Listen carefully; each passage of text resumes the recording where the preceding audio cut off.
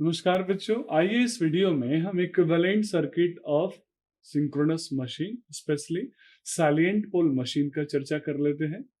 बच्चों, हमने already cylindrical पोल structure को ध्यान में रखते हुए इक्विवेलेंट सर्किट डायग्राम बनाया है। जिस इक्विवेलेंट सर्किट डायग्राम आप पहले भी चाहे तो रिकॉल कर चुके हैं, पहले भी पढ़ चुके हैं, तो एक बार फटाफट रिकॉल हम करते हैं कि उसमें जो रिलेशन हमने डेवलप किया था, क्या था उसमें जो रिलेशन, वो था ई नॉट और वी के बीच में, यानी ई नॉट और वी के बीच में रिलेशन जो मैंने बनाया था, उसमें आप देखेंगे ई नॉट में से मैंने कुछ ड्रॉप्स को माइनस किए थे। और वो कौन से ड्रॉप्स थे? आई ए आर ए और माइनस का आई ए एक्सेस। यहाँ एक्सेस इमेजनरी कंपोनेंट है तो जी ऑपरेटर लगा दिया। तो अगर मुझे सैलिएंट पोल मशीन का टू रिएक्शन थ्योरी पे बेस्ड इक्विवेलेंट सर्किट डायग्राम बनाना हो तो क्या चेंजेस आएंगे?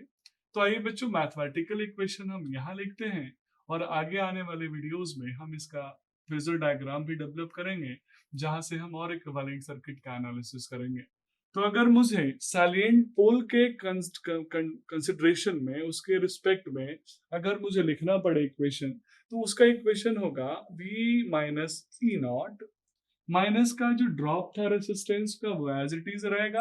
इवन आप इसको भी ब्रेक करना चाहें तो ब्रेक कर सकते हैं, लेकिन उसका बहुत ज्यादा इफेक्ट नहीं होता है क्योंकि वैल्यू काफी कम होती है।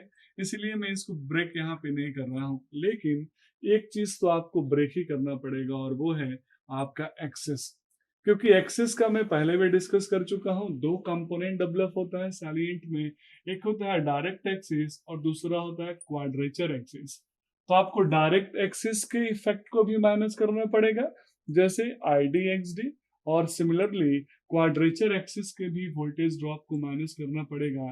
That will be I Q X Q. मैंने एक अप्रोक्सीमेट वैल्यू यहाँ पे एनालाइज कर लिया है। तो बच्चों, यहाँ सवाल दो बनता है। सबसे पहला सवाल कि इसको हम ग्राफिकली कैसे रिप्रेजेंट करेंगे, और दूसरा सैलिएंट पोल मशीन में, क्योंकि ये एक्स डी और X Q salient pole machine के अंदर ही आता है, तो सैलिएंट पोल मशीन के अंदर जो एक्स डी और एक्स क्यू की वैल्यू होगी, जो रेंज होगी, वो क्या होगी? तो बच्चों, सबसे पहले हम एक्स क्यू की वैल्यू का रेंज देखते हैं। तो इसकी जो रेंज होती है 0.6 से 0.7 की रेंज में आता है। और सिमिलरली अगर हम बात करें किसके रिस्पेक्ट में, तो एक्स डी के रिस्पेक्ट में, means 0.6 to 0.7 times of X D. अब बच्चों हम बात करेंगे सिलिंड्रिकल में। अगर सिलिंड्रिकल होता तो क्या होता?